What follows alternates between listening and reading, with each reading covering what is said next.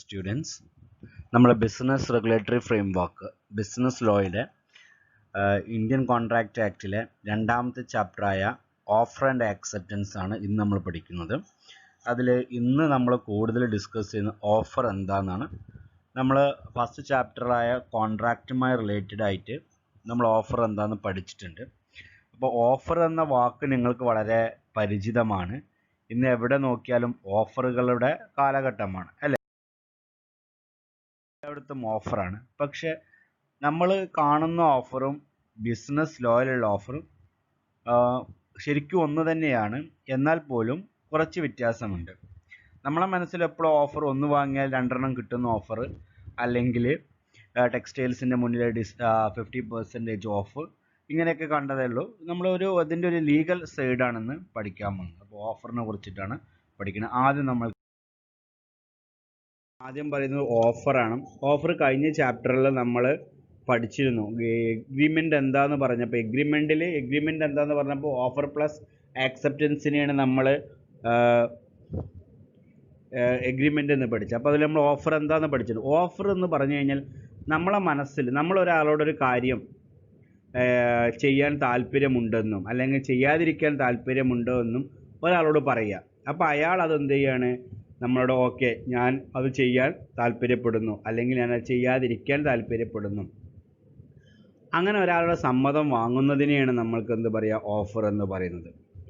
ഉദാഹരണത്തിന്, ഞാൻ എൻ്റെ കാറ് വിൽക്കാൻ തയ്യാറാണെന്ന് ഒരാൾ പറയുന്നു, അയാളെ വില്ലിങ്നെസ് കാണിക്കുന്നു. മറ്റുള്ള പറയണേ ഞാനത് വാങ്ങാൻ തയ്യാറാണ്. അങ്ങനെ അയാളുടെ സമ്മതം വാങ്ങുന്നതിന് പറയുന്ന പേരാണെന്ത്, വാങ്ങുന്നതിന് ഉപയോഗിക്കുന്ന ഒന്നാണെന്ത്, ഓഫർ. ഓഫർ ഇല്ലെങ്കിൽ നമ്മൾക്കൊന്നും വാങ്ങാനോ വിൽക്കാനോ പറ്റില്ല. അപ്പോൾ ഒരു കട ഓപ്പൺ ആക്കി വെച്ചിട്ട് അതിലെ സാധനങ്ങളൊക്കെ നമ്മളോട് എന്ത് ചെയ്തിട്ടുള്ളതാണ്, ഒരു ഓഫർ തന്നതാണ്, വാങ്ങിക്കോളൂ എന്നുള്ളത്. അതൊരു ഇംപ്ലൈഡ് ആയിട്ടാണ് അല്ലേ. കട തുറന്നാൽ നമ്മൾക്കറിയാം അവിടെ സാധനം വാങ്ങാനുള്ളതാണ്. അപ്പോൾ നമ്മൾ പോയിട്ട് സാധനങ്ങൾ വാങ്ങുന്നു. അപ്പോൾ നിങ്ങളുടെ ഡിസ്കൗണ്ട് കിട്ടുക. അവനെ ആ ഓഫറും ചെറിയൊരു ഡിഫറൻസ് ഉണ്ട്. ഓക്കെ, കട തുറന്ന് വെച്ച് കഴിഞ്ഞാൽ അയാൾ നമുക്ക് ഓഫർ ചെയ്യുകയാണ് സാധനങ്ങൾ അല്ലേ. അപ്പോൾ അയാളത് വിൽക്കാൻ സമ്മതമാണെന്ന് പ്രകടിപ്പിക്കുന്നു. പിന്നെ അതുപോലെ തന്നെ നമ്മൾക്ക് സമ്മതം ഉണ്ടാകുമ്പോൾ നമ്മൾ വാങ്ങുകയും ചെയ്യുന്നു. അപ്പോൾ അതാണ് ഞാൻ നോക്കുക ഈ ഇതിലോട്ട് ഡെഫിനിഷനിലേക്ക്. According to section 2 sub a of Indian contract act 1872, when a person express his willingness to another person to do or to abstain from doing something and also obtain the consent of such expression, it is called an offer. അതാണ് ഒരാൾ തൻ്റെ ഒരു സാധനം വാങ്ങാനോ വിൽക്കാനോ ഉണ്ടെങ്കിൽ അയാൾ എന്ത് ചെയ്യുന്നു, ആ സമ്മതമാണെന്നുള്ളത് എക്സ്പ്രസ് ചെയ്യുന്നു, മറ്റാൾ അത് സ്വീകരിക്കുന്നു, അയാളെ നിന്ന് നമ്മൾ ആ സമ്മതം വാങ്ങുന്നു. അങ്ങനത്തെ അതിനെയാണ് നമ്മൾ ഓഫർ എന്ന് വിളിക്കുന്നത്. ചില ഓഫറുകൾ ചില കാര്യം ചെയ്യാതിരിക്കാനും നമ്മൾക്ക് ഓഫറുകൾ കിട്ടാറുണ്ട്. ഓക്കെ, ഇനി ഒരു എക്സാമ്പിൾ നോക്കുക. If A offers to sell his car to be for rupees 3 lakh and B agrees to pay 3 lakh for the car. Here A is called offerer or promiser, B is called offeree or promisee. ഇവിടെ A എന്ന് പറയുന്ന അയാളെ മനസ്സിൽ അയാളെ car വിൽക്കണം എന്നുണ്ട്. അത് ആരെ അറിയിക്കുന്നു, ബീനെ അറിയിക്കുന്നു. അതാണ് ഇവിടെ his willingness to another person അല്ലേ. കാറ് വിൽക്കാൻ ആഗ്രഹിക്കുന്നു. എത്ര രൂപയ്ക്കാണ്, 3 ലക്ഷം രൂപയ്ക്ക്. അത് ബി ആക്സെപ്റ്റ് ചെയ്യുന്നു. അപ്പോൾ എ എന്ന് പറയുന്ന ആൾ ഇയാളുടെ സമ്മതം, കൺസെൻറ്റ് ഒബ്റ്റെയിൻ ചെയ്യുന്നു അല്ലേ. എന്നിട്ട് കാറ് വിൽക്കുന്നു. അപ്പോൾ ഇവിടെ കാറ് വിൽക്കാമെന്ന് പറഞ്ഞ ആളെ നമ്മൾ ഓഫറർ എന്ന് വിളിക്കും, അല്ലെങ്കിൽ പ്രോമിസർ എന്ന് വിളിക്കുന്നു. ബി എന്ന ആളെ എന്തൊക്കെയും ഓഫറി അല്ലെങ്കിൽ പ്രോമിസി എന്ന് വിളിക്കുന്നു. നമ്മൾ ബയ്യർ ആൻഡ് സെല്ലർ. ഇവിടെ സെല്ലർ ആരാണ്, ഓഫറർ ആണ്. ബയ്യർ ആരാണ്, ഓഫറി ആണ്. ഓക്കെ, ക്ലിയർ അല്ലേ. അപ്പോൾ ഓഫർ എന്ന് പറഞ്ഞ ഒരാൾ എന്ത് ചെയ്യുന്നു, തൻ്റെ മനസ്സിൽ ഒരു കാര്യം ചെയ്യാനോ ചെയ്യാതിരിക്കാനോ ഉള്ള ഒരു ആശയം മറ്റുള്ള ഒരാളോട് പങ്കുവെക്കുന്നു. അയാൾ അതിൽ സാറ്റിസ്ഫൈഡ് ആണെങ്കിൽ അയാൾ എന്ത് ചെയ്യുന്നു, അത് അംഗീകരിക്കുന്നു. അങ്ങനെയാണ് നമ്മളൊരു ഓഫർ ഉണ്ടാക്കുന്നത്. ഓക്കെ, നമ്മൾക്കിപ്പോൾ ഒരു ഓഫർ അങ്ങോട്ട് കണ്ണും ചിമ്മിയിട്ട് ഒരാൾക്ക് കൊടുക്കാൻ പറ്റില്ല. ഒരു ഓഫർ ഒരാൾക്ക് കൊടുക്കുമ്പോൾ ചില കാര്യങ്ങൾ ശ്രദ്ധിക്കേണ്ടതുണ്ട്. അധികം റിസ്ക് ഉള്ള കേസല്ല. കാരണം നമ്മൾ എസെൻഷ്യൽ ഓഫ് വാലിഡ് ഓഫർ, അതുപോലെ തന്നെ എസെൻഷ്യൽ ഓഫ് വാലിഡ് കോൺട്രാക്റ്റ് പഠിച്ചിട്ടുണ്ട്. കോൺട്രാക്റ്റ് പഠിച്ച ഒരുപാട് കാര്യങ്ങൾ ഓഫറിലും വരുന്നതാണ്. അപ്പോൾ നോക്കാം. ഇത്രയും നിങ്ങൾ കണ്ടിട്ടുണ്ടായിരിക്കും. ഇത്രയും പോയിന്റ്സുകൾ ഒരു ഓഫർ കൊടുക്കുമ്പോൾ, ഇപ്പോൾ നേരത്തെ കാറ് വിൽക്കണം എന്ന് പറഞ്ഞില്ലേ, ആ കാറ് വിൽക്കുന്ന കാര്യം മനസ്സിൽ വെക്കുക. എ എന്ന് പറയുന്ന ആൾ 3 ലക്ഷത്തിന് ബിക്ക് എന്ത് ചെയ്യുന്നു, വിൽക്കുന്നു കാറ്. അങ്ങനെ വിൽക്കുമ്പോൾ എന്തെല്ലാം ആ ഓഫർ ഇതുമായി ബന്ധപ്പെട്ടിട്ട് ഞാൻ പറഞ്ഞു തരാം. നിങ്ങളെ മനസ്സിലിപ്പോൾ അയാളെ കാറ് ബിക്ക് വിൽക്കുന്നു 3 ലക്ഷം രൂപയ്ക്ക്. ഇനി നമ്മൾ ഒരു ഓഫറിൻ്റെ എസെൻഷ്യൽ, അതിന് നിയമപരമായ ബാധ്യത, നിയമപരമായിട്ടുള്ള ആനുകൂല്യങ്ങൾ കിട്ടണമെങ്കിൽ എങ്ങനെ ഉണ്ടായിരിക്കണം ഓഫറുകളാണ് പറയുന്നത്. അപ്പോൾ ആ എക്സാമ്പിൾ വെച്ചിട്ട് ഈ എസെൻഷ്യൽ എലമെൻറ്റ്സ് നമുക്ക് വിശദീകരിക്കാം. ഒന്നാമത് പറഞ്ഞ ലീഗൽ റിലേഷൻഷിപ്പ് ഈസ് റിക്വയർഡ് എന്നാണ് പറയുന്നത്. ലീഗൽ റിലേഷൻഷിപ്പ് ഈസ് റിക്വയർഡ് എന്ന് പറഞ്ഞാൽ എ എന്ന് പറയുന്ന വ്യക്തിയും ബി എന്ന വ്യക്തിയും കാറ് വെക്കുന്ന കേസ് എടുക്കുക, രണ്ടാളും ലീഗലി ഫിറ്റ് ആയിരിക്കണം. അതായത് മേജർ ആയിരിക്കണം. രണ്ടാമത്തത് എന്ത് പറയണം, അയാളെ ഒരു തരത്തിലുള്ള ചതിവോ വഞ്ചനയോ അങ്ങനത്തെ ഒന്നുമില്ലാതായിരിക്കണം. രണ്ടാമത് പറയുന്നത്, ഇതിൽ എനെ ബി ചതിക്കുകയാണെങ്കിലോ ബീനെ എ ചതിക്കുകയാണെങ്കിലും കേസിന് പോകാൻ പറ്റുന്ന തരത്തിലായിരിക്കണം ആ ഓഫർ രണ്ടാളുകൾക്കും. അത് എൻഫോഴ്സിബിലിറ്റി ഉണ്ടായിരിക്കണം. ഓക്കെ, അപ്പോൾ എൻഫോഴ്സിബിലിറ്റി ഉണ്ടായിരിക്കണം ഈ ഓഫറിന്. അതുപോലെ തന്നെ ഫ്രീ കൺസെൻറ്റ് ഉണ്ടായിരിക്കണം. അതുപോലെ തന്നെ നമ്മൾ ഒരുപാട് ടേംസ് പഠിച്ചിരുന്നു. ഫ്രീ കൺസെൻറ്റ് വേണം, ലോഫുൾ ഒബ്ജക്റ്റ് വേണം, കപ്പാസിറ്റി ഓഫ് പാർട്ടീസ് വേണം. ഇതെല്ലാം ഉണ്ടെങ്കിൽ മാത്രമേ ലീഗൽ റിലേഷൻഷിപ്പ് റിക്വയർഡ് ആകുള്ളൂ. നിങ്ങൾ പഠിച്ചിട്ടുണ്ടായിരിക്കും എസെൻഷ്യൽ ഓഫ് എലമെൻറ്റ്സ് ഉണ്ടല്ലോ കോൺട്രാക്റ്റിൻ്റെ, അതുതന്നെയാണ് ലീഗൽ റിലേഷൻഷിപ്പിന് വേണ്ടത്. അതായത് കപ്പാസിറ്റി ഓഫ് പാർട്ടീസ്, അതിൽ പറയുന്നത് എന്താണ്, മൈനർ ആകാൻ പാടില്ല, മേജർ ആകണം, പിന്നെ ഒരു ലോയും ഡിസ്ക്വാളിഫൈ ചെയ്യാൻ പാടില്ല. അങ്ങനത്തെ അതൊക്കെയാണ് ലീഗൽ റിലേഷൻഷിപ്പിൽ വേണ്ടത്. എന്നാലും നമുക്ക് കോൺട്രാക്റ്റ് മുന്നോട്ട് പോകാൻ പറ്റില്ല. എൻഫോഴ്സിബിലിറ്റി നിർബന്ധമാണ്. ഇനി പറയുന്ന term must be certain and definite and not vogue.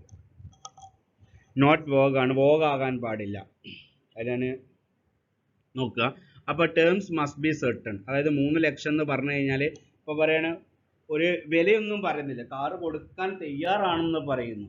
അപ്പോൾ എപ്പോൾ കൊടുക്കണം എന്ന് പറയണ്ടേ, എത്ര വിലയാണെന്ന് പറയണ്ടേ, ഞങ്ങൾക്ക് അയാളെ കയ്യിൽ 3-4 കാറുണ്ടെങ്കിൽ ഏത് കാറാണെന്ന് പറയണ്ടേ, അപ്പോൾ ഏത് ഡേറ്റ്. അപ്പോൾ അങ്ങനത്തെ കാര്യങ്ങളൊക്കെ കൃത്യമായിട്ട് പറയുന്നതാണ് എന്ത്, ഈ definite and certain not vague. അതായത് കൺഫ്യൂഷൻ ഉണ്ടാക്കുന്നതാകരുത് ഇതിൻ്റെ ടേംസ് ആൻഡ് കണ്ടീഷൻ. മൂന്നാമത് പറയുന്നത് offer may be general or specific ആണ്.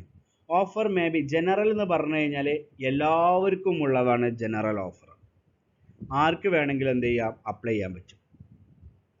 സ്പെസിഫിക് എന്ന് പറഞ്ഞു കഴിഞ്ഞിട്ടുണ്ടെങ്കിൽ ഒരു പർട്ടിക്കുലർ ആളുകൾക്ക് വേണ്ടി മാത്രം കൊടുക്കുന്നതാണ് എന്ത്, സ്പെസിഫിക് എന്ന് പറയുന്നു.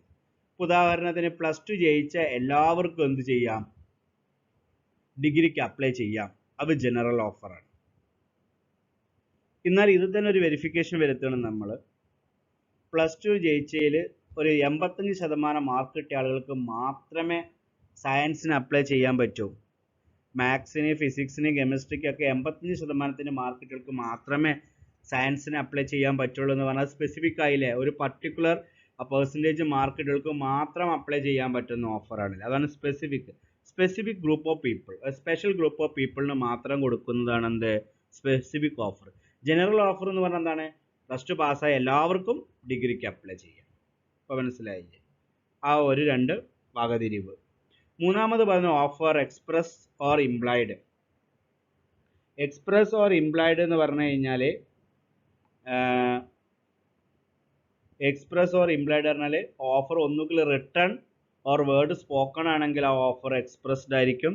ഇംപ്ലൈഡ് എന്ന് പറഞ്ഞു കഴിഞ്ഞാൽ എന്താണ്, നമ്മൾ പഠിച്ചിട്ടുണ്ട് implied conduct or act of the parties. ഇതിൻ്റെ അടിസ്ഥാനത്തിൽ നമ്മളൊരു ഓഫർ സ്വീകരിക്കുകയാണെങ്കിൽ അതിന് ഇംപ്ലൈഡ് ഓഫർ എന്ന് പറയാം. നമ്മൾ ഹോട്ടലിൽ കയറി ഭക്ഷണം കഴിക്കുന്നതും അതുപോലെ തന്നെ ബസ്സിൽ കയറുന്നതൊക്കെ ഇംപ്ലൈഡ് ഓഫറാണ്. പിന്നെ പറയുന്നതാണ് offer must be communicated to the offer. ഈ ഓഫർ കൊടുക്കുന്ന ആൾ നിർബന്ധമായിട്ടും ഓഫർ ആരാൾക്കാണോ ഈ ഓഫർ നമ്മൾ വെക്കുന്നത് അയാൾക്ക് നിർബന്ധമായിട്ടും അയച്ചു കൊടുക്കേണ്ടതുണ്ട്, അല്ലെങ്കിൽ അവരേറ്റ് കമ്മ്യൂണിക്കേറ്റ് ചെയ്യണം നിർബന്ധമായിട്ടും. അടുത്തത് പറയുന്നത് offer must be made with an a view to obtaining the assent of other. അല്ലേ, ഒരു ഓഫർ നമ്മൾ എപ്പോഴും കൊടുക്കുന്നത് എന്തിനാണ്, വേറെ ആരെങ്കിലും ആ ഓഫർ സ്വീകരിക്കണം എന്ന അർത്ഥത്തിലായിരിക്കണം. ആരും സ്വീകരിക്കരുത് എന്നൊരു അർത്ഥത്തിൽ ഒരിക്കലും ഓഫർ നമ്മൾ കൊടുക്കരുത്. നമുക്ക് സ്വീകരിച്ചാലാണ്, ഇപ്പോൾ സെയിലിൻ്റെ കേസിലാണെങ്കിൽ സെയിൽ നടക്കുള്ളൂ അല്ലേ. അപ്പോൾ ഓഫർ എപ്പോഴും മറ്റവൻ്റെ സമ്മതം ലഭിക്കുന്ന രീതിയിലായിരിക്കണം, അല്ലാതെ സമ്മതം കിട്ടാത്ത രീതിയിൽ അമ്മത്തെ ടേംസ് ആൻഡ് കണ്ടീഷൻസ് വെച്ചിട്ടുള്ള ഒന്ന് ആകാൻ പാടില്ല. അടുത്ത ഓഫർ മേ ബി കണ്ടീഷണൽ. അത് സത്യമാണ്, ഒട്ടുമിക്ക ഓഫറുകളും കണ്ടീഷണൽ ആയിരിക്കും അല്ലേ. ഇപ്പോൾ നമ്മളൊരു ഡിഗ്രി, നമ്മളെ കോളേജ് ഡിഗ്രി അഡ്മിഷന് സ്വീകരിക്കാൻ പോവുകയാണ്. പക്ഷെ കണ്ടീഷൻസ് ഉണ്ടാവുകയില്ലേ, +2 പാസ്സാകണം, അങ്ങനത്തെ ഒരുപാട് കണ്ടീഷൻസ് ഉണ്ട്. ഇനി വേണ്ട, നമ്മൾ സെം പരീക്ഷ എഴുതാൻ പോവുകയാണ്. സെം പരീക്ഷ എഴുതാൻ പോകുമ്പോൾ നമുക്ക് നിർബന്ധമായിട്ടൊരു കണ്ടീഷൻ ഉണ്ട്. എന്താണ്? കാലിക്കറ്റ് യൂണിവേഴ്സിറ്റി സെം പരീക്ഷ എഴുതാൻ ഇൻവൈറ്റ് ചെയ്തു. എല്ലാവർക്കും പരീക്ഷ എഴുതാൻ പോവുക, ഡിഗ്രിക്ക് പഠിക്കേണ്ടെന്ന് വെച്ചിട്ട് ഇല്ല, അവർക്ക് അറ്റൻഡൻസ് 75% ഉണ്ടായിരിക്കണം. അതൊരു കണ്ടീഷനാണ് അല്ലേ. അപ്പം ചില ഓഫറുകൾ കണ്ടീഷണൽ ഓഫർ ആയിരിക്കും. ഓക്കെ, ആ കണ്ടീഷൻസ് ഫുൾഫിൽ ചെയ്താൽ മാത്രമേ നമ്മൾക്ക് കയറാൻ പറ്റുള്ളൂ, ആ ഓഫർ ലഭിക്കുകയുള്ളൂ. ഉദാഹരണത്തിന് ഒരു ജോലിക്ക് ഒരു ഇൻ്റർവ്യൂ കാർഡ് വന്നു നമ്മൾക്ക്. ആ ഇൻ്റർവ്യൂവിൽ ഉണ്ടായിരിക്കും BCom പാസ്സാകണം, ടാലി വേണം, അതുപോലെ തന്നെ 3 years എക്സ്പീരിയൻസ് വേണം. അങ്ങനെ വരുന്ന ആ 3 എന്താണ് ആ ഓഫറിലെ കണ്ടീഷൻസ് ആണ് ആ ജോലി കിട്ടാനുള്ളത്. അതാണ് ഓഫർ മേ ബി കണ്ടീഷണൽ എന്ന് പറയുന്നത്. ഇനി പറയുന്നത് offer should not contain a term the non compliance of which may be assumed to the amount of the acceptance. ഇങ്ങനെ കേൾക്കുമ്പോൾ വളരെ വലിയൊരു സെൻറ്റൻസ് ആയി തോന്നും. നത്തിങ്, അതിൽ പറയുന്നത് ഇത്രയേ ഉള്ളൂ. ഒരു ഓഫർ കാണുമ്പോൾ ആ ഓഫറിലുള്ള ചില കാര്യങ്ങൾ വായിച്ചിട്ട് ഇത് ഓഫർ ആക്സെപ്റ്റ് ചെയ്യാൻ പറ്റാത്ത രീതിയിലുള്ള ഓഫർ കൊടുക്കരുത് എന്നുള്ളത് മനസ്സിലായോ. Offer should not contain a term of non compliance of which may assumed to be amount to the acceptance. ചില ഓഫറിലെ ടേംസ് ആൻഡ് കണ്ടീഷൻസുകൾ വായിക്കുമ്പോൾ അതിലെ ചില കണ്ടീഷൻസ് കാണുമ്പോൾ ചില ആളുകൾക്ക് അത് ആക്സെപ്റ്റ് ചെയ്യാൻ തോന്നില്ല. അങ്ങനത്തെ ഒന്നാകരുത് നമ്മുടെ ഓഫർ എന്നാണ് പറയുന്നത്. എല്ലാവർക്കും അത് പെട്ടെന്ന് വായിച്ച് മനസ്സിലാക്കിയിട്ട് ആക്സെപ്റ്റ് ചെയ്യാൻ പറ്റുന്ന രീതിയിലായിരിക്കണം എന്ന് പറയും. ലാസ്റ്റ് പറയുന്നത് an a invitation it's not an a offer. വളരെ ഇമ്പോർട്ടൻ്റ് ആയിട്ടുള്ള ഒരു ക്വസ്റ്റ്യൻ ആണ് ഇതെന്ന് ചോദിക്കാവുന്നത്. ക്ഷണം ഒരിക്കലും എന്തല്ല, ഒരു ഓഫർ അല്ല. An a invitation it's not an a offer. ഉദാഹരണം വളരെ സിമ്പിളായിട്ട് പറഞ്ഞുതരാം. ഒരു ജോലിക്ക് വാണ്ടഡ് ആൻ അക്കൗണ്ടൻറ്റ് എന്നൊരു പരസ്യം വന്നു. അതിൽ ക്വാളിഫിക്കേഷൻ BCom മാത്രമുള്ളൂ, ഒരു 1 year എക്സ്പീരിയൻസ്. ഈ പത്രത്തിലെ പരസ്യണ്ട് ഒരു 100 ആൾക്കാർ അപ്ലൈ ചെയ്തു. 100 ആൾക്കും ഈ ജോലി കിട്ടുമോ? ഇല്ല. ഈ ഓഫർ എന്താണ്? ഒരു ഇൻവൈറ്റേഷൻ മാത്രമാണ്.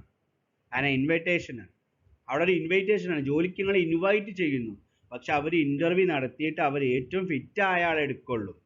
അപ്പോൾ അവർ ഓഫർ എന്താ വെച്ചത്? അക്കൗണ്ടൻറ്റ് പോസ്റ്റ്, ഇത്ര രൂപ സാലറി, നമുക്ക് അപ്ലൈ ചെയ്താൽ കിട്ടുമോ? നമ്മളെ ഇൻ്റർവ്യൂവിന് വിളിക്കും, ഇൻ്റർവ്യൂവിന് വിളിച്ചിട്ട് ഇൻ്റർവ്യൂ ചെയ്തിട്ട് അതിൽ ഏറ്റവും ഫിറ്റ് ആയ ആളാരാണോ ആ ആൾക്കേ കിട്ടുള്ളൂ. അതുകൊണ്ട് തന്നെ ഇൻവൈറ്റേഷൻ ഒരിക്കലും എന്തല്ല, ഓഫറായിട്ട് കാണരുത്. നമ്മൾ ഓഫറിൽ പങ്കെടുത്തിട്ട് നമ്മളെ കഴിവ് തെളിയിച്ചാൽ മാത്രമേ നമ്മൾക്ക് എന്ത് ചെയ്യുള്ളൂ, അവരെന്താ പറഞ്ഞത് കിട്ടുള്ളൂ. ഇപ്പോൾ ഉദാഹരണത്തിന് ഗവൺമെൻറ് ടെൻഡർ വിളിക്കും അല്ലേ. അപ്പോൾ ടെൻഡർ എന്ന് പറയുന്നത് എന്താണ്? റോഡ് പണി, ഒരു 10 കിലോമീറ്റർ റോഡ് നിർമ്മാണം. അപ്പോൾ എല്ലാവരും ടെൻഡർ വിളിക്കും. അപ്പോൾ എല്ലാ കൺസ്ട്രക്ഷൻ കമ്പനിയും ടെൻഡർ കൊടുക്കും. ഞങ്ങൾ 10 കിലോമീറ്റർ റോഡ് ഗവൺമെൻറ്റിന് ഉണ്ടാക്കി തരാം, ഞങ്ങൾക്ക് ഇത്ര രൂപ കോസ്റ്റ് ആകും. അങ്ങനെ 10 ആൾക്ക് കൊടുത്ത് 10 ആളെയും റോഡ് പണി നിൽക്കിയാൽ ഗവൺമെൻറ് വിളിക്കുമോ? വിളിക്കില്ല. അതിൽ ഏറ്റവും ഫിറ്റായ ഒരാളെ എന്ത് ചെയ്യുള്ളൂ, സെലക്ട് ചെയ്യുള്ളൂ. അപ്പോൾ അയാൾക്ക് ആ ഓഫർ കിട്ടി, ബാക്കി 9 ആളെയും റിജക്റ്റ് ചെയ്യും.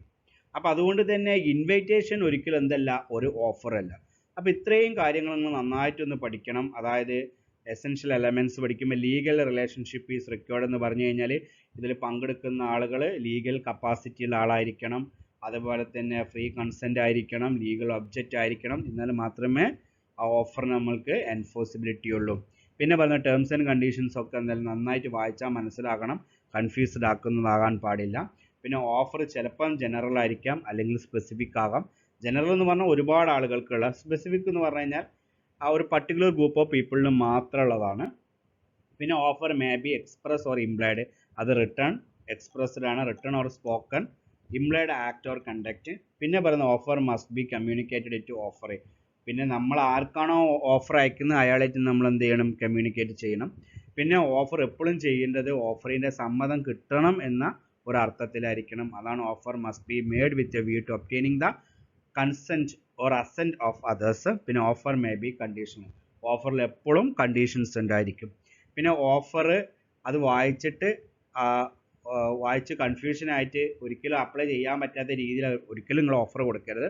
ഓഫർ കൊടുക്കുമ്പോൾ അത് കൃത്യമായി മനസ്സിലാക്കി അപ്ലൈ ചെയ്യാൻ പറ്റുന്ന ഒരു മോഡിലാണ് നമ്മൾ ഓഫർ കൊടുക്കേണ്ടത്. ലാസ്റ്റ് പറഞ്ഞത് ഓഫർ, അതായത് invitation is not an a offer. നമ്മളെ ക്ഷണിക്കേണ്ടിച്ചിട്ട് നമുക്കത് കിട്ടണമെന്നില്ല. അപ്പോൾ ഇത്രയും കാര്യങ്ങളാണ് essential of an a valid offer. പോകുന്നത് ക്ലാസിഫിക്കേഷൻ ഓഫ് ഓഫർ അല്ലെങ്കിൽ കൈൻഡ്സ് ഓഫ് ഓഫർ. ഓഫർ പ്രധാനമായിട്ടും express offer, implied offer, specific offer, general offer, counter offer, continuous offer and cross offer. ഇതിൽ ഈ കണ്ടിന്യൂസ് ഓഫറിന് വിളിക്കുന്ന മറ്റൊരു പേരാണ് എന്ത്? Standing offer. ഇത് പരീക്ഷയ്ക്ക് ഒരുപാട് ടൈം ചോദിച്ചതാണ്, സ്റ്റാൻഡിങ് ഓഫർ അഥവാ കണ്ടിന്യൂസ് ഓഫർ. പിന്നെ ഇതിൽ ചോദിക്കാൻ സാധ്യതയുള്ള ചോദ്യമാണ് counter offer and cross offer. അത് നമുക്ക് കൺഫ്യൂഷൻ ആകുന്നത് കൊണ്ടാണ് ഇത് വെച്ചത്. വളരെ സ്പീഡിൽ ഞാനത് പറഞ്ഞു തീർക്കാം.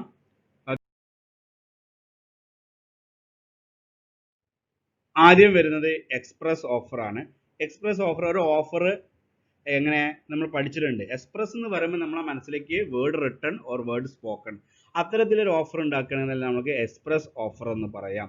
ഓക്കെ, ഇതിൽ നിങ്ങളൊന്ന് വായിച്ചു നോക്കുക. Express offer word may spoken or written അല്ലേ. നമ്മളൊരു അതാണ് പറയുന്നത്, a real estate company proposes by letter to sell a flat to Rajeev at a certain price. This is offer by an act by written words express offer. ഇവിടെ അയാൾക്ക് letter എഴുതിയിട്ടാണ് എന്ത് ചെയ്യുന്നത്, അപ്പോൾ അത് റിട്ടൺ അത് എക്സ്പ്രസ് ഓഫർ. ഇനി രണ്ടാമത് പറയുന്നതാണ് ഇംപ്ലൈഡ് ഓഫർ എന്ന് പറയുന്നത്. Such an offer is inferred from the conduct or behavior of the parties or circumstance of the cases under Section 9 of the Indian Contract Act 1872 in so far as proposal is made otherwise than in words, offer is said to be implied. ഏത് word സ്പോക്കണോ റിട്ടണോ അല്ലാത്ത ഏത് ഓഫറിനെ നമ്മൾക്ക് എന്ത് വിളിക്കാം? Implied offer എന്ന് വിളിക്കാം. അങ്ങനെയാണ് അതായത് section 9 of 1872 Indian contract act പ്രകാരം വേർഡ് സ്പോക്കൺ അല്ലാത്തതോ റിട്ടൺ അല്ലാത്തതോ ആയിട്ടുള്ള എല്ലാ ഓഫറുകളെയും നമ്മൾക്ക് ഇംപ്ലൈഡ് ഓഫർ എന്ന് വിളിക്കും. ഇവിടെ നമ്മൾ പഠിക്കേണ്ടത് conduct or behaviour of the parties. അതിൻ്റെ അടിസ്ഥാനത്തിൽ നമുക്ക് ഓർമ്മ ഉണ്ടായിരിക്കണം, ബസ്സിൽ യാത്ര ചെയ്തതും ഹോട്ടലിൽ ഭക്ഷണം കഴിക്കുന്നതൊക്കെ ഇംപ്ലൈഡ് ഓഫറിന് എക്സാമ്പിളാണ്. ഓഫർ ആൻഡ് സ്പെസിഫിക് ഓഫർ വളരെ സിമ്പിളാണ്, നമ്മൾ ഓൾറെഡി ഡിസ്കസ്ഡ് ആണ്. നോക്കുക, general offer made to the whole world at large. എല്ലാവർക്കും കൊടുക്കുന്ന ഒന്നാണ് എന്ത്? 100 ആളാണ് ഒരു വില്ലേജ് ജീവിക്കുന്നത്, 100 ആൾക്കും കൊടുക്കുന്നതാണ് എന്ത്? General offer. ഇവിടെ നോക്കുക, general offer can be accepted by any person having notice of the offer by doing what is required under the offer. Okay, ഇപ്പം നമ്മളെ ഗവൺമെൻറ് ഓഫ് ഇന്ത്യ റേഷൻ ഷോപ്പിൽ നിന്ന് എന്താണ് അരി കൊടുക്കുന്നത് ഒരു ജനറൽ ഓഫറാണല്ലേ. എല്ലാ ആളുകൾക്കും എന്ത് ചെയ്യുന്നുണ്ട്? അരി കൊടുക്കുന്നുണ്ട്. അതൊരു ജനറൽ ഓഫറാണ്. പക്ഷെ ജനങ്ങൾക്ക് ക്ലാസിഫൈ ചെയ്യുന്നുണ്ടല്ലേ, കാർഡ്, ഓരോ യെല്ലോ കാർഡ്, അതുപോലെ തന്നെ വൈറ്റ്, പിങ്ക്, ഇങ്ങനെ. അപ്പോൾ അതെന്തായി മാറും? അത് സ്പെസിഫിക് ഓഫറാണ്. കാരണം പ്രത്യേക കളറുള്ള റേഷൻ ഹോൾഡേഴ്സിന് പ്രത്യേക അരി സാധനങ്ങൾ, അരിയും മറ്റു സാധനങ്ങളാണ് ലഭിക്കുന്നതില്ലേ. അപ്പോൾ എല്ലാവർക്കും അരി കൊടുക്കുക എന്നത് ഗവൺമെൻറ്റിൻ്റെ ജനറൽ ഓഫറും, എന്നാൽ കാർഡിനെ ക്ലാസിഫൈ ചെയ്തിട്ട് ഓരോ ഹോൾഡേഴ്സിന് വ്യത്യസ്തമായത് കിട്ടുക എന്ന് പറയുന്നത് സ്പെസിഫിക് ഓഫറുമാണ് അല്ലേ. നമ്മൾക്കറിയാം, ഒരു BPL കിട്ടുന്ന അരി കിട്ടുന്നുണ്ട്, APL അരി കിട്ടുന്നുണ്ട്. അപ്പോൾ ഗവൺമെൻറ് ജനറൽ ഓഫറാണ്. പക്ഷെ അവർക്ക് കിട്ടുന്ന ക്വാണ്ടിറ്റിയിലെ അളവ് മാറ്റമുണ്ട് അല്ലേ. അപ്പോൾ അതെന്താണ്? രണ്ടു കൂട്ടർ ഈ BPL കിട്ടുന്ന എന്താണ്? സ്പെസിഫിക് ഓഫറാണ്. നോക്കുക, specific offer is made to some specific persons അല്ലേ. അതുപോലെ തന്നെ specific offer can be accepted only by the person to whom it was made. ഇത് ആർക്കാണ് ഉണ്ടാക്കിയത് അയാൾക്ക് മാത്രമേ കൊടുക്കൂ. നമ്മൾ ബസ്സിൽ കയറണം, എല്ലാവർക്കും ബസ്സിൽ കയറാം. പക്ഷെ ഒരു വികലാംഗം കയറണക്ക് സീറ്റ് അവിടെ എന്ത് ചെയ്തിട്ടുണ്ട്? ഓഫർ ചെയ്തിട്ടുണ്ട്. നമ്മൾ കിട്ടുന്നുണ്ട്. നമുക്ക് സീറ്റിൽ ജനറൽ സീറ്റിൽ ഇരിക്കാം, പക്ഷെ അയാൾക്ക് സ്പെസിഫിക് ആയിട്ട് ഓഫർ ചെയ്ത്, അപ്പോൾ അത് അയാൾക്ക് വേണ്ടിയിട്ട് മാത്രം ചെയ്തതാണ്. അപ്പോൾ അതാണ് സ്പെസിഫിക് ഓഫർ. വികലാംഗനാണെങ്കിൽ അയാൾക്ക് സീറ്റ് കിട്ടിയിരിക്കും. ജനറൽ ഓഫർ ആണെങ്കിൽ ജനറൽ മാത്രമേ നമുക്ക് കിട്ടുകയുള്ളൂ. ഓക്കെ, അത് ഹോൾ പബ്ലിക്കിനുള്ളതാണ് ജനറൽ ഓഫർ. ജനറൽ നോക്കുമ്പോൾ നിങ്ങൾ ഇത്ര എഴുതിയാൽ മതി, it is offer made to general public. Specific offer പറഞ്ഞാൽ it is offer made to specific people. അത്ര മാത്രം എഴുതിയാൽ തന്നെ നമുക്ക് മാർക്ക് ലഭിക്കും. ഒരു എക്സാമ്പിൾ എഴുതിയാലും മതി. നിങ്ങൾക്ക് ഇങ്ങനെ എഴുതാം, the government of Kerala government gives rice through all people in Kerala. It is a general offer. അടുത്ത എക്സാമ്പിൾ എഴുതുക, the rice is given to more quantity to BPL എന്ന് പറഞ്ഞാൽ എന്താണ്? Specific offer of the ration shop. നമുക്ക് കിട്ടുന്നുണ്ട്. APLR കിട്ടുന്നുണ്ടോ? APLR BPLR അത്ര അരി കിട്ടുന്നുണ്ടോ? കിട്ടുന്നില്ലല്ലോ. അപ്പോൾ അത് APLR കുറവാണ് കിട്ടുന്നത് BPLനെ അപേക്ഷിച്ച്, അല്ലേ? അപ്പോൾ അത് നമ്മൾക്ക് ഡിസ്കസ് ചെയ്യും. അതാണ്, അല്ലെങ്കിൽ വികലാംഗൻ്റെത് എടുക്കുക, കൺഫ്യൂസ്ഡ് ആകരുത്. ഓക്കെ.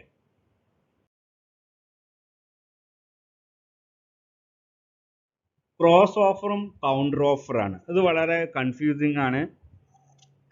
ക്രോസ് ഓഫറും കൗണ്ടർ ഓഫറും ഞാൻ ആദ്യം പറഞ്ഞ ക്രോസ് ഓഫർ എന്താണെന്ന് നോക്കുക. ക്രോസ് ഓഫർ എന്ന് പറഞ്ഞാൽ എ എന്ന് പറയുന്ന ഒരു വ്യക്തിയും ബി എന്ന വ്യക്തി നിങ്ങൾ മനസ്സിൽ കരുതുക. എയുടെ കാറ് വിൽക്കാൻ പ്ലാൻ ഉണ്ട്. അപ്പോൾ ബിക്ക് ഒരു കത്ത് എഴുതി, ഞാൻ എൻ്റെ കാറ് നിങ്ങൾക്ക് വിൽക്കാൻ താല്പര്യപ്പെടുന്നു, ഞാൻ വിൽക്കുകയാണ്, നിങ്ങൾ താല്പര്യം ഉണ്ടെങ്കിൽ വാങ്ങിക്കോളുന്നു. ബി ഈ ലെറ്റർ അറിയാതെ എന്ത് ചെയ്തു, എക്കൊരു കത്ത് എഴുതി, എന്ത്, ഞാൻ നിങ്ങളെ കാറ് കൊടുക്കുകയാണെങ്കിൽ എനിക്ക് വാങ്ങാൻ താല്പര്യമുണ്ട്. അപ്പം പരസ്പരം അങ്ങോട്ടും ഇങ്ങോട്ടും അറിയാതെ ഒരു ഓഫർ വെക്കുന്നതിനെ പറയുന്ന പേരാണെന്ത്, ക്രോസ് ഓഫർ എന്ന് പറയുന്നത്. ഇവിടെ നോക്കുക, when two parties make an identical offer to each other offer, it is the offers are cross offer.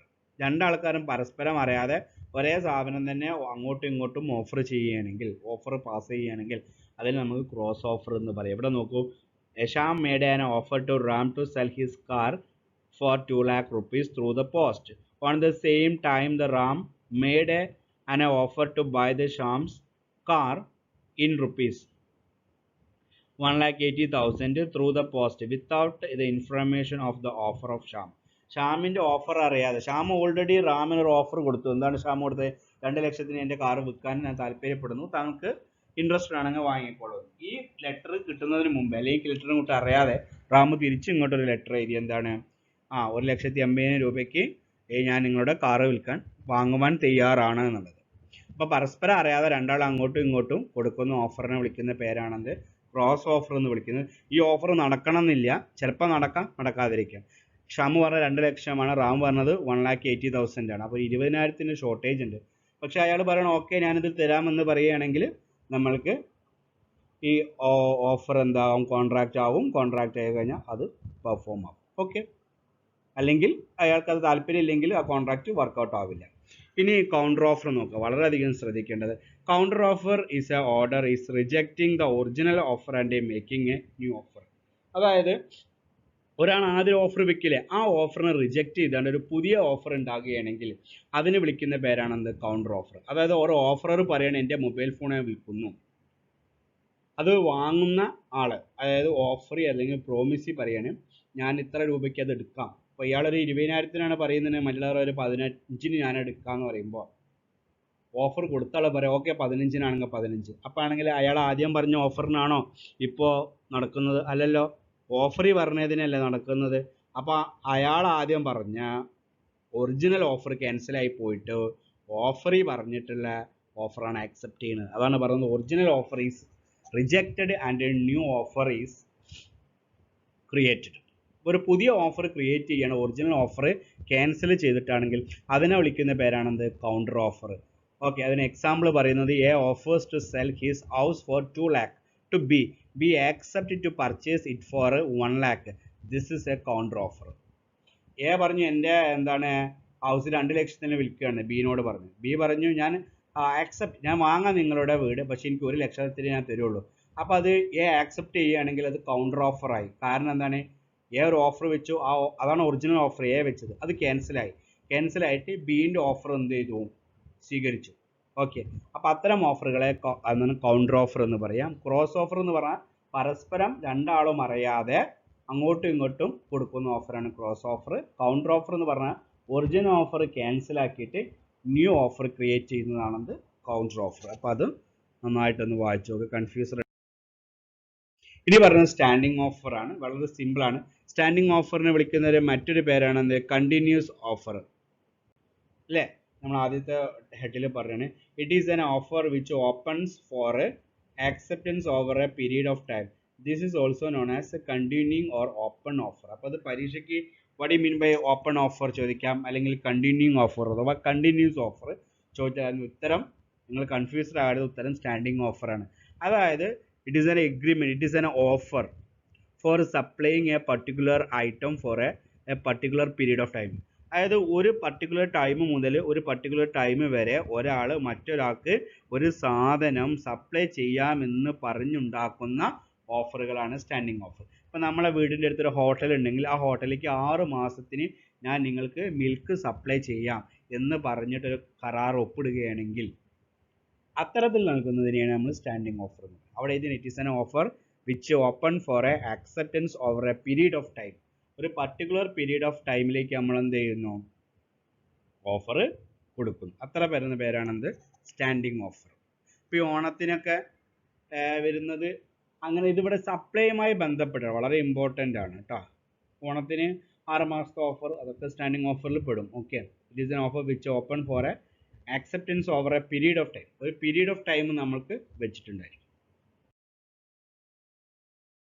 ഒരു ഓഫർ എങ്ങനെയൊക്കെ ക്യാൻസലായി പോകും അല്ലെങ്കിൽ എങ്ങനെയാണ് ഒരു ഓഫർ അവസാനിക്കുന്നത് എന്നാണ് നോക്കുക. The revocation of communication of notice. നമ്മളൊരാൾക്ക് ഒരു ഓഫർ കൊടുത്തു, അയാൾ അത് ആക്സെപ്റ്റ് ചെയ്യുന്നതിന് തൊട്ട് മുമ്പ് നമ്മൾക്ക് എന്ത് ചെയ്യുക, അയാളോട് കമ്മ്യൂണിക്കേറ്റ് ചെയ്തിട്ട് പറയാം ഞാൻ ആ ഓഫർ വിഡ്രോ ചെയ്തിട്ടുണ്ട്, നടക്കില്ല എന്നുള്ളത്. അതാണ് revocation by communication of notice. രണ്ടാമത് പറയുന്നത് ലാപ്സ് ഓഫ് പ്രിസ്ക്രൈബ്ഡ് ടൈം. അതായത് ഞാൻ ഒരാളോട് പറയുകയാണ് ഞാൻ എൻ്റെ ലാപ്ടോപ്പ് വിൽക്കുന്നു, ഒരാഴ്ചയ്ക്കുള്ളിൽ താല്പര്യമുള്ളവർ വാങ്ങണം. ഒരാഴ്ച കഴിഞ്ഞിട്ട് ഒരാൾ വരികയാണ് എനിക്കിത് വേണമെന്ന് പറഞ്ഞാൽ നടക്കുമോ? ഇല്ല, ഓഫർ ക്യാൻസലായി, കാരണം ടൈം എക്സ്പയർഡായി. അടുത്ത് death of the offerer. Offerer മരിച്ചു. അയാൾ കമ്പ്യൂട്ടർ വിൽക്കാന്ന് പറഞ്ഞ ആൾ മരിച്ചുപോയി, പിന്നെ ആ ഓഫർ നടക്കുമോ? ഇല്ല, ഡെത്ത് ഓഫ് ദ ഓഫറർ. അതുപോലെ തന്നെ ഇൻസാനിറ്റി ഓഫ് ദ ഓഫറർ. അതുപോലെ തന്നെ മറ്റൊന്നാണ് ഇൻസാനിറ്റി. അതായത് അയാൾക്ക് മാനസികമായ ചില പ്രശ്നങ്ങളുണ്ടായി. അപ്പോൾ അങ്ങനത്തെ ആളുടെ നമ്മൾ സാധനം വാങ്ങാൻ പാടുണ്ടോ? അൺസൗണ്ട് മൈൻഡായി പോയില്ലേ? അപ്പോൾ അയാളുടെ അടുത്ത് നിന്ന് നമുക്ക് സാധനം വാങ്ങാൻ പറ്റില്ല. കാരണം പിന്നീട് അയാൾക്ക് തോന്നുകയാണ് എന്നെ പറ്റിച്ചിട്ടാണ് അയാൾ വാങ്ങിക്കൊണ്ടേന്ന് പറഞ്ഞ് കേസ് കൊടുത്തു കഴിഞ്ഞാൽ നമ്മൾ കുടുങ്ങും വാങ്ങിയാൽ. അപ്പോൾ അതുകൊണ്ട് അയാൾ ഇൻസാനിറ്റി ആയി കഴിഞ്ഞാലും ഓഫറർ ഇൻസാനിറ്റി ആയി കഴിഞ്ഞാലും അത് ക്യാൻസലായി പോകും. പിന്നെ പറയുന്നത് നോൺ ഫിൽമെൻറ്റ് ഓഫ് ദ കണ്ടീഷൻസ് ആണ്. നമ്മളിപ്പോൾ ഒരു ഫ്ലാറ്റ് വിൽക്കുകയാണ്. ഫ്ലാറ്റ് വിൽക്കുമ്പോൾ അയാളോട് പറയാണ് ഇതിലേക്കുള്ള വെള്ളം അതുപോലെ ഇലക്ട്രിസിറ്റി ഇതിൻ്റെ കാര്യങ്ങളൊക്കെ നിങ്ങൾ നോക്കണം എന്ന് പറഞ്ഞ കണ്ടീഷൻസ് വെച്ചു. അയാളത് പറയണേ എനിക്ക് പറ്റില്ല, വെള്ള സൗകര്യവും റോഡ് സൗകര്യവും ഇലക്ട്രിസിറ്റി സൗകര്യം നിങ്ങൾ തന്നെ ഒരുക്കി തരണം എന്ന് ഓഫററോട് പറയുകയാണെങ്കിൽ ഓഫറർ പറ്റില്ല, ആ കണ്ടീഷൻ എനിക്ക് ഫില്ല് ചെയ്യാൻ പറ്റില്ല എന്ന് പറഞ്ഞു കഴിഞ്ഞാലും ഓഫർ എന്തായി മാറും? ക്യാൻസലായിട്ട് മാറും. അടുത്ത offer not accepted according to the mode prescribed. വളരെ ഇമ്പോർട്ടൻ്റ്. ചില ഓഫറുകൾ നമ്മളിപ്പോൾ ഓൺലൈൻ പേയ്മെൻ്റ് ഒക്കെ ഉണ്ടായിരിക്കില്ലേ, അപ്പോൾ നമ്മൾ പറയും ഓൺലൈൻ പേയ്മെൻറ്റ് ചെയ്യാൻ എനിക്ക് താല്പര്യമില്ല, ഞാൻ നേരിട്ട് ക്യാഷ് തരാം. അപ്പോൾ എല്ലാവരും പറ്റില്ല, ഞങ്ങൾക്ക് ഓൺലൈൻ പേയ്മെൻറ്റ് തന്നെ വേണമെന്ന് പറയുന്നത്. അപ്പോൾ ഏത് മോഡാണോ നമ്മൾ പ്രിസ്ക്രൈബ് ചെയ്ത് പൈസ അടയ്ക്കാനുള്ളത് അത് വാങ്ങുന്ന ആൾക്ക് താല്പര്യമില്ലെങ്കിൽ അപ്പോൾ ആ കോൺട്രാക്റ്റ് എന്ത് ചെയ്യില്ല, ആ ഓഫർ എന്ത് ചെയ്യണമെന്നില്ല, ആക്സെപ്റ്റ് ചെയ്യപ്പെടണമെന്നില്ല. ലാസ്റ്റ് പറയുന്നത് rejection of A counter offer. വളരെ സിമ്പിളാണല്ലേ. കൗണ്ടർ ഓഫർ നമ്മൾ പറഞ്ഞു, നമ്മൾ 1 ലക്ഷം രൂപയാണ് പറഞ്ഞത്, അയാൾ പറയും 75,000. ഇപ്പോൾ നമ്മൾ പറയാൻ പറ്റില്ല, 1 lakh തന്നെ കിട്ടണമെന്ന്. അപ്പോൾ അയാളോടുള്ള ഓഫർ എന്ത് ചെയ്യും? ക്യാൻസലായി പോകും. ഇത് പരീക്ഷയ്ക്ക് 2-3-4 പ്രാവശ്യം ചോദിച്ചൊരു ചോദ്യമാണ്. എങ്ങനെയാണ് ഒരു ഓഫർ ക്യാൻസലാകുക അല്ലെങ്കിൽ അവസാനിക്കുക എന്നത്. നമുക്ക് 1, 2, 3, 4, 5, 6, 7 പോയിന്റുകളുണ്ട്. വളരെ സിമ്പിളാണ്. ഒന്ന് നോട്ടീസ് കൊടുത്തുകൊണ്ട് നമുക്ക് സ്റ്റോപ്പ് ചെയ്യുക. രണ്ടാമത് ടൈം കഴിഞ്ഞിട്ടുണ്ടെങ്കിൽ ഓഫർ ക്യാൻസലായി പോകും. പിന്നെ ഓഫർ വെച്ച ആൾ മരിക്കുക, ഓഫർ വെച്ച ആൾക്ക് മാനസികമായ പ്രശ്നങ്ങളുണ്ടാകുക, പിന്നെ കണ്ടീഷൻസ് ഒന്നും വാങ്ങാൻ വന്ന ആൾ ഫുൾഫിൽ ചെയ്യാൻ തയ്യാറല്ലെങ്കിൽ അത് ക്യാൻസലായി പോകും. അതുപോലെ തന്നെ നമ്മൾ പറഞ്ഞ രീതിയിലാണ് പൈസ തരാത്തതെങ്കിലും അല്ലെങ്കിൽ അയാൾ ചെയ്യാത്തതുമെങ്കിലും ഓഫർ ക്യാൻസലായി പോകും. പിന്നെ അയാൾ കൗണ്ടർ ഓഫർ വെക്കുകയാണ്, ഓഫറർക്കെതിരെ കൗണ്ടർ ഓഫർ വെക്കുകയാണ്. 1 ലക്ഷത്തിന് അയാൾ വില കുറച്ച് പറയുന്നത് നമ്മൾ പറയും എനിക്ക് തയ്യാറല്ല എന്ന് പറയുകയാണെങ്കിൽ ഓഫർ ക്യാൻസൽ. അപ്പോൾ നമ്മൾ ഇന്ന് ഓഫർ എന്ന് പറയുന്ന ഏരിയ തീർത്തു. എന്താണ് ഓഫർ, അതുപോലെ തന്നെ ഓഫറിൻ്റെ എസെൻഷ്യൽ എലമെൻറ്റ്സ് എന്തെല്ലാമാണ്, ഏതൊക്കെ ടൈപ്പ് ഓഫറുകളുണ്ട്, ഒരു ഓഫർ എങ്ങനെ ക്യാൻസൽ ആവും, ഇങ്ങനെ 4 ഏരിയയാണ് പറഞ്ഞിട്ടുള്ളത്. അപ്പോൾ ഇത് കുറച്ച് ലെങ്തി വീഡിയോ ആണ്, കാണാൻ വളരെ സ്ലോ ആയിട്ട് കാണാം, നോട്ടൊക്കെ എഴുതിയെടുക്കുക. എന്തെങ്കിലും ഡൗട്ട് ഉണ്ടെങ്കിൽ എന്നോട് ഓഫർ മനസ്സിലായിട്ടില്ലെങ്കിൽ ചോദിക്കുക. Okay, thank you.